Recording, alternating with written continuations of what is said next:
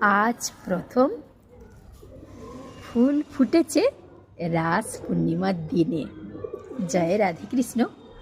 গন্ধরাজ ফুল, চারিদিকে গন্ধ একবারে মম করছে, সুগন্ধ, গন্ধের রাজা। তো এই যে গাছটা, এই গাছটা আমি বাড়ি থেকে এনেছিলাম। হ্যাঁ, মাসখানেক হবে। তখন তো গাছটা অনেকটাই ছোট ছিল, আর কুড়ি টুড়ি তো কিছুই ছিল না। আমি ভাবতাম যে কুড়ি টুড়ি আসবে, তো তারপরে কিছুদিন পর থেকে দেখলাম কুড়ি এসছে।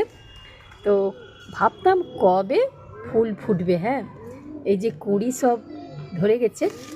তো আজ একেবারে প্রথম যেন রাস পূর্ণিমার দিন ফুল ফুটলো, আর কি যে ভালো লাগছে আমার। এই যে ফুলটা, তো চারিদিকে গন্ধের রাজা, চারিদিকে সুগন্ধ ছড়াচ্ছে একেবারে। আমার যে কি ভালো লাগছে আজকে। তারপর ছোট্ট গাছ যখন একটু একটু করে বড় হয়, তারপরে শাখা পোশাখা মেলে, আর কুঁড়ি আসে, তারপরে কুঁড়ি থেকে ফুল ফুটে। আমি তো কুঁড়িটা প্রত্যেক দিন দেখতাম। হ্যাঁ, কতটা হলো, মানে অনেক দিন আগে থেকেই গন্ধরাজের কুঁড়িটা একটু মানে মোটাসোটা হয়ে যায় না।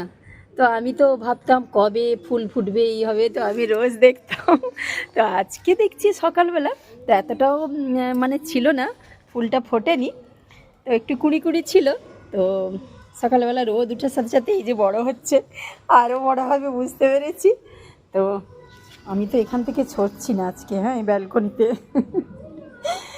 সুগন্ধ চারিদিকে মমো করছে। শুধু ব্যালকনিতে নয়, পুরো ঘরটা, পুরো ঘরের ভিতরে সুগন্ধ চলে যাচ্ছে। আর ওই যে ছোটো ছোটো মানে টগরও এনেছিলাম, এই গাছটা থোক টগর যেটা বলে। হ্যাঁ, সেটাইও ফুল ফুটেছে। এই যে ছোট্ট ছোট্ট ফুল ফুটেছে।